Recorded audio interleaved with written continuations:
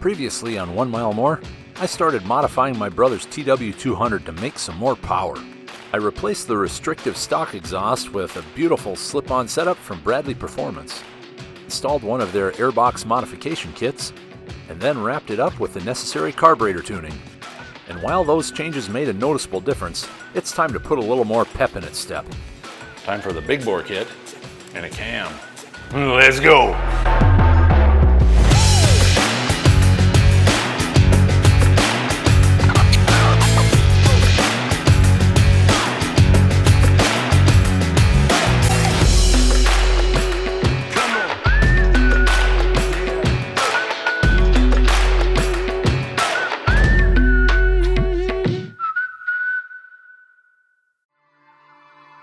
With Part 1 modification testing all wrapped up, it's time to head back to the shop and dig in once again.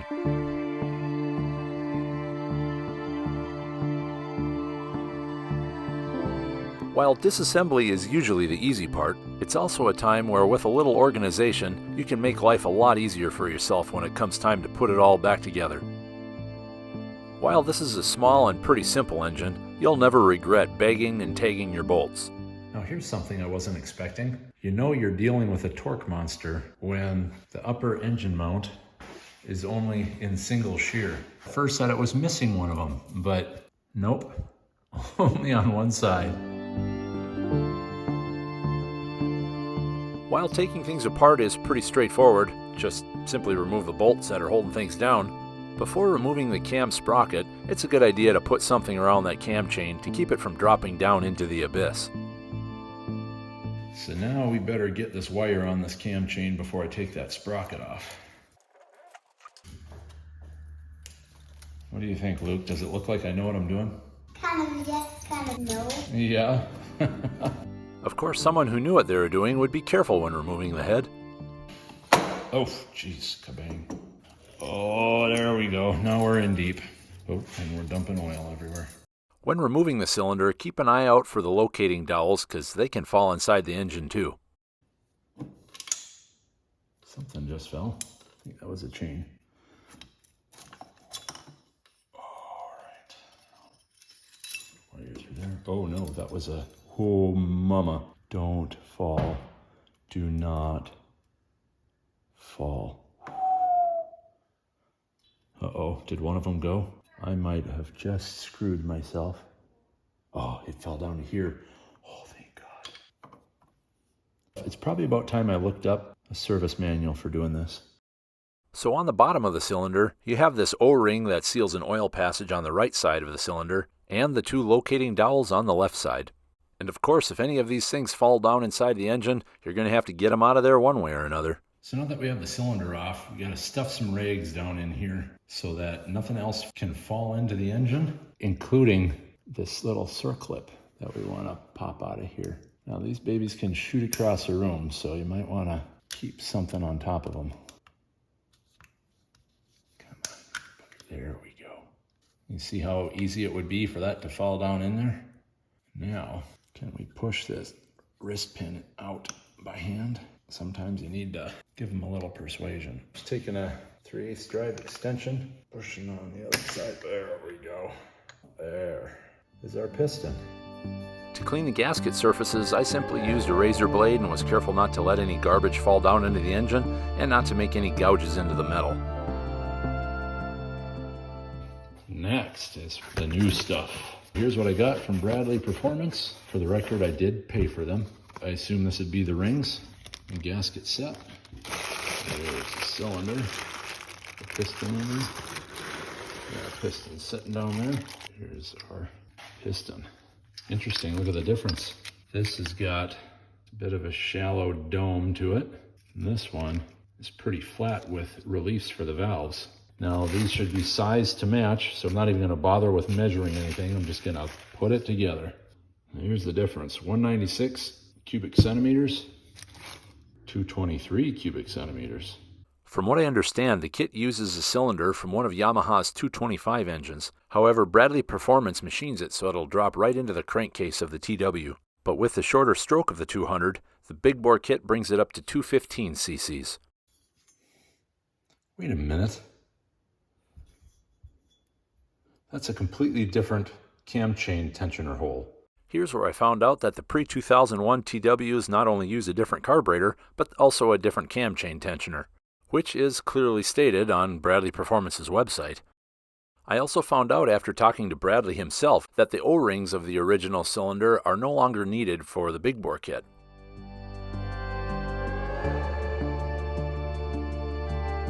Now for the upper two piston rings, according to the interwebs, you can see that the one has a lighter colored coating on the outer diameter. That is apparently the top ring, and the one that's all black would be the second ring.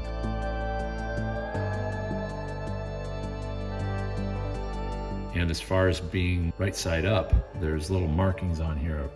Apparently the markings go to the top. Yeah, it's got a little something right there.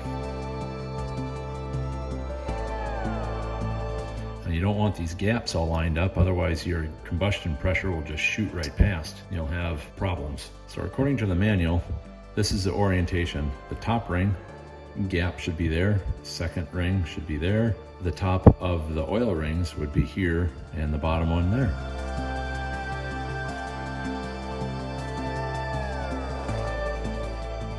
So now to pull the original cam, we need to bend these little tabs away and remove these bolts that retain the bearing for the cam.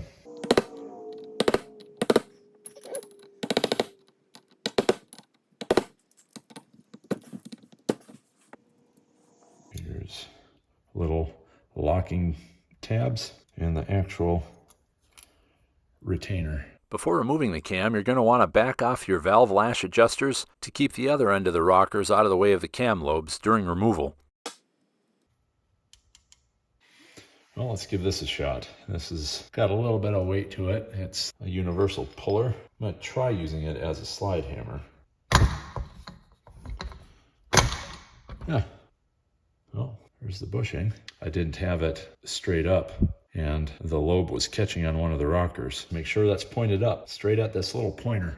Now, before we put in our new cam, I want to make sure that this thing is lubed up really well. Now, the manual just says to use motor oil. I'm going to step it up a little bit and use some of this Comp Cam's break-in oil, just in case. It's got added vitamins and nutrients. For the cam lobes themselves, I'm going to use this engine assembly lube. I'm going to put just a little dab of this up on the rocker arms as well. See the rocker arms in there? So they ride right on the cam. Make sure we've got plenty of oil on those bearing surfaces. So again, we're going to want that little button pointing at that little pointer. Make sure our rocker arms are all the way out of the way. All right, that should be looped up really well. Button is right there. That didn't slide in very well at all. Call me crazy, but that seems a little overly tight. I don't like that. Oh, are you kidding me? That seems too tight. So I just got off the phone with Bradley Performance, Brad himself, and that guy is so nice. He answered my questions, very friendly. I really recommend him. I asked him about how tight the cam was, and he said that it is okay to take some emery cloth and carefully take this surface down a little bit. So I've got some 600 grit. I tried this bushing, and that's a little tight too, so I might touch that up a little bit. So I don't know if this is what a professional machine shop would do, but I am going to do this as best I can. I've got that emery cloth wrapped around there, tight all the way around. And now we'll go 1, 2, 3, 4, 5, 6, 7, 8, 9, 10, 11, 12, 13, 14, 15. I don't know how much that took off. I'll hit this one up a little bit too.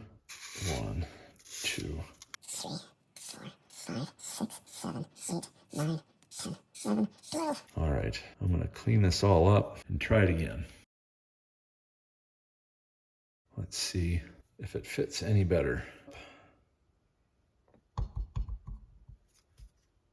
Huh, that is all that it took. That is amazing. That was that close. Yeah, that fits a little bit better now too. Wow, that's great. I think it's safe to put the cam in for good now. Now to clock this thing, you can't just put it in anywhere because this retainer has this little tab right there to go in that recess. Looks like straight on, pointing straight at this bolt hole basically.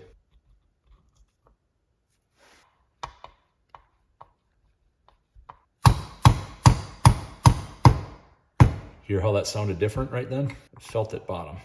Can I still spin it? Oh yeah. Still like butter. Yes. Now of course the manual says to replace this. I don't want to. Doesn't seem to be any cracks or anything right there. I think I'm gonna bend it over in a completely different spot anyway. So the manual says to tighten these two bolts down to 5.8 foot-pounds.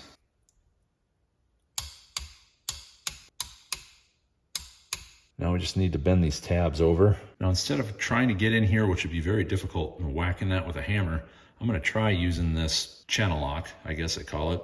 Oh yeah, this is gonna work way better than a hammer.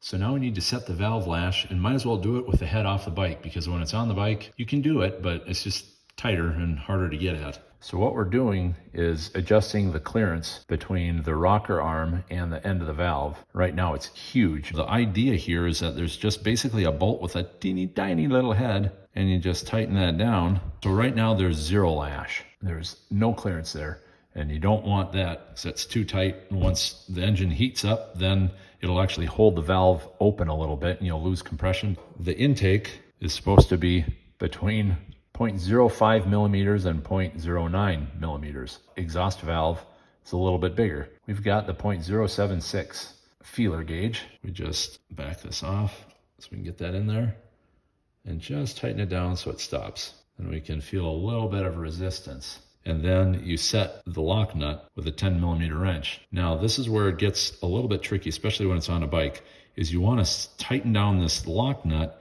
without spinning that little center bolt. I actually built this tool because it's so small I didn't have a wrench that would fit it, and just cut this little slot with a cutoff wheel.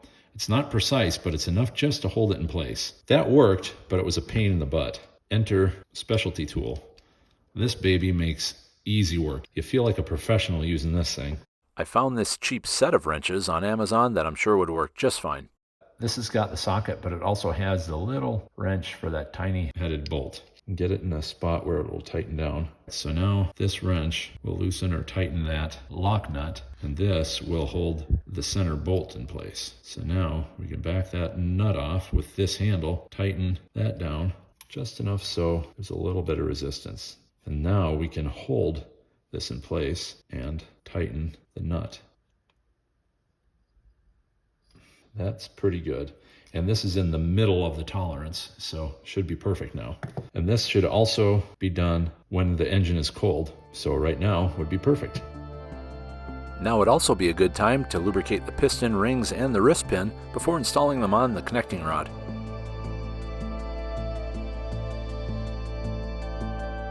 And of course, make sure you've still got rags in the crankcase to keep that circlip from disappearing on you.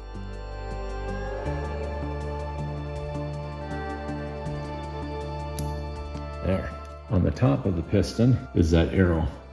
You want that arrow pointing forward. Got the engine all cleaned up, the gasket in place, the dowels, and as you can see I've got the piston sitting on some pieces of wood to kind of stabilize it, because now we need to try to get these rings to go in there. Check the orientation of our rings again. 2 is out of place. When it comes time to installing the cylinder, just work your way around the circumference of each ring one at a time and have patience. I like to use my thumbnails to get them in there. And of course, through all of this, you need to fish that timing chain through the cylinder, then the head gasket, and finally the head. But before installing the head, make sure that those dowel pins are in position, and that the forward cam chain guide finds its little spot down in the crankcase, and that it finds its spot on top inside of the head. It's also a good idea to lubricate not only the threads, but the bottom of the head bolts. That'll help them torque nicely right up to spec.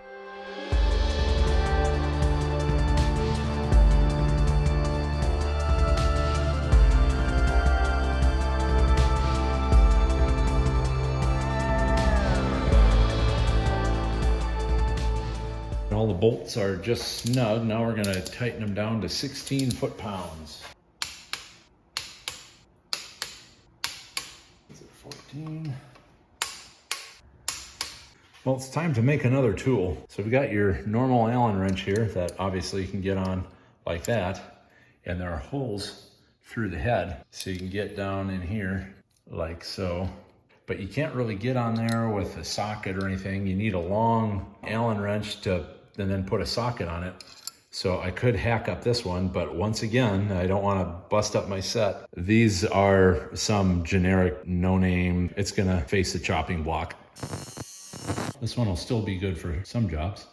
Now I've got this nice long one. 5mm socket, go in the 5mm Allen wrench. Now we want the proper timing between the crankshaft and the camshaft. So we need to rotate the crank until top dead center symbol shows up in this little window. Keep in mind the cam chain is going to want to move around as well. It should. If it's on the sprocket, you've got to be kidding me. There. Must have been right alongside of the sprocket or something. Yes, now the cam chain's spinning. That is the mark that we're looking for. Line with a little T next to it. You want that line going straight up. See that pointer shows up. Now we can set the timing of the cam. This is where we got to get the right teeth in the right spot on the chain. I think we're one tooth off. There's a little dot on the sprocket. There we go. So there's our mark for the crank, and that little punch mark is lined up with this pointer right here in the casting. We're all timed up. Now I need to tighten the cam bolt to 43 foot-pounds and hold it back at the crank.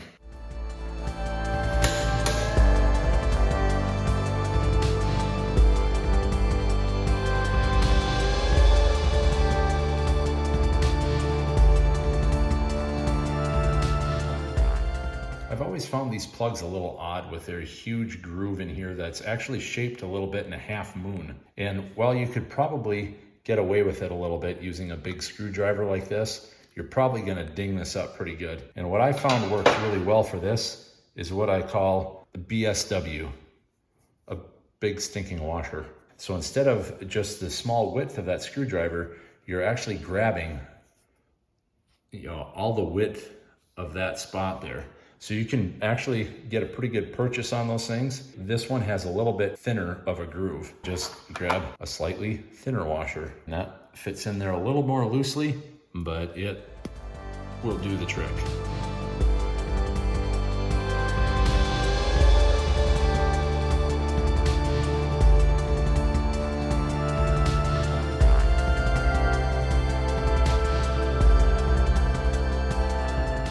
As you can see, I like to put a little anti-seize on some of these bolts, especially the ones that go into the head and are really vulnerable to corrosion.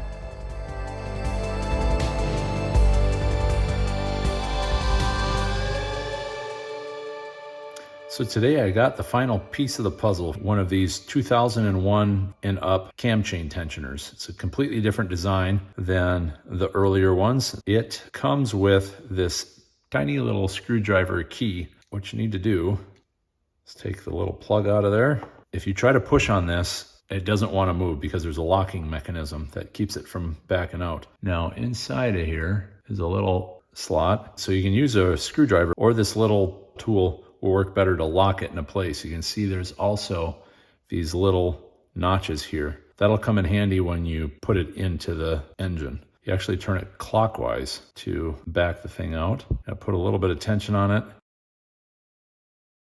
All right, so there it's all the way. Now we'll find a little slot to stick that into. So this will want to spin around and the plunger will want to go out if it's not pushed down into these little slots.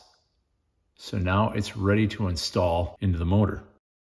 Now if your bike is pre-2001 like this one, you will need to get yourself a couple 6mm bolts that I believe are about 25mm long, since the original cylinder didn't have these.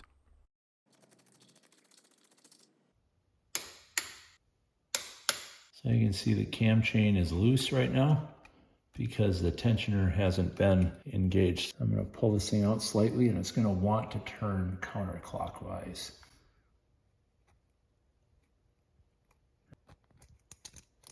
Chain feels taut. Now I just need to put the plug in. Just in case something is catastrophically wrong, why don't we turn it over a few times? We got our timing way off, maybe a valve had hit a piston or something. Everything should be perfect. I do have the spark plug out right now to make it a little easier. And with that, all we had left to do was button it up and take it for a test spin. Moment of truth. See if this thing runs still. After all that, gas is on. Give it a little bit of choke. Oop, might help to turn the switch on. That's primed now. Fired.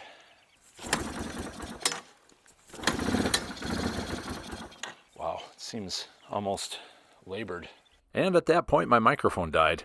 But it didn't really matter because, well, the bike was not happy. Time to take a closer look and see what's going on.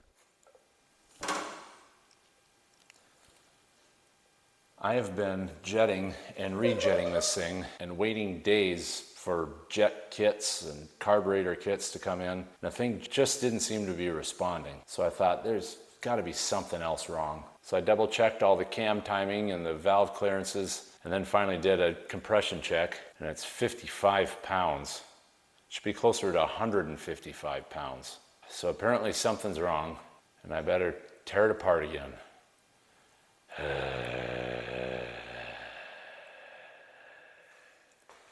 So I did take the engine all apart and I inspected everything and everything seemed perfect. I thought it's time to call Bradley Performance again. He asked how many miles were on the bike and I told him it's over 15,000 and he thought, well, the timing chain is probably stretched some, which would retard the timing of the cam. And then he asked me about the cam sprocket. Now this is something that I kind of noticed, but I never really looked into it further. On the cam sprocket, you can see right here is the dot for timing it, but right below it is this little +4. Well, I had it the other way and I noticed a little -4. I thought, well, that's strange. I thought this, if anything, would be advancing the cam timing.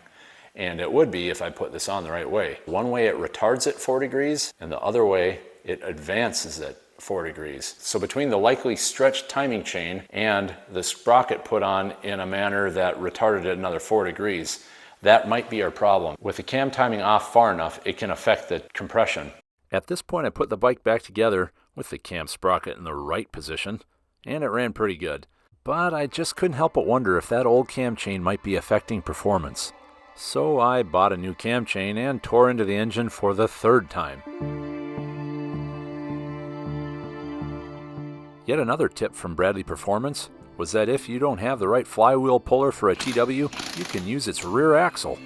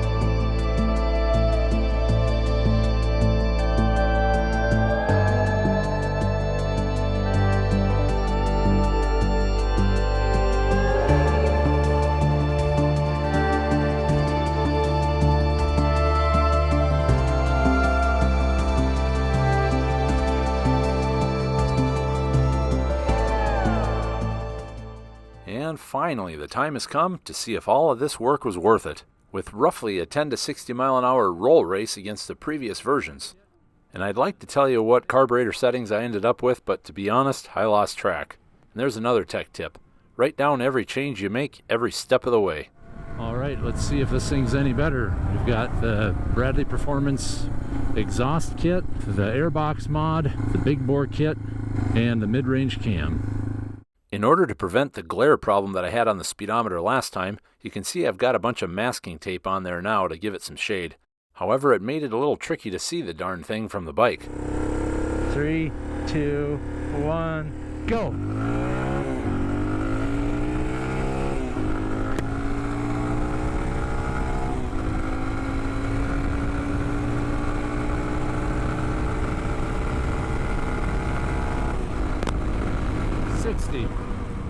And it looks like we gained a similar amount of power once again. So now let's see what it looks like compared to stock.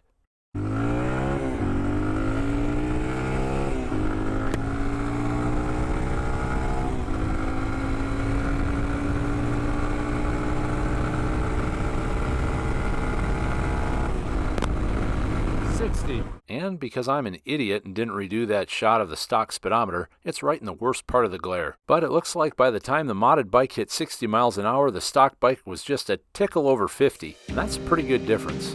And it improved a little further with some more tuning, including opening up the exhaust a little bit. But 10 to 60 miles an hour only tells part of the story. It was also lighter, looked and sounded better. But most importantly was the increased fun factor. This bike is so much more fun now, Bob. And if you timed it right, it would pull away from a bone stock 250. That is a really, really fast TW, man. So is all that work worth it? Well, if you plan on keeping the quirky little TW for a while, and don't make the stupid mistakes I did, I would say definitely.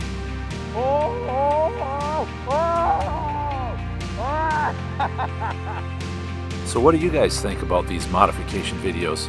Hopefully you get something out of them and they don't put you to sleep. Is there something you'd like to see more of? Let me know in the comments. And thanks for watching.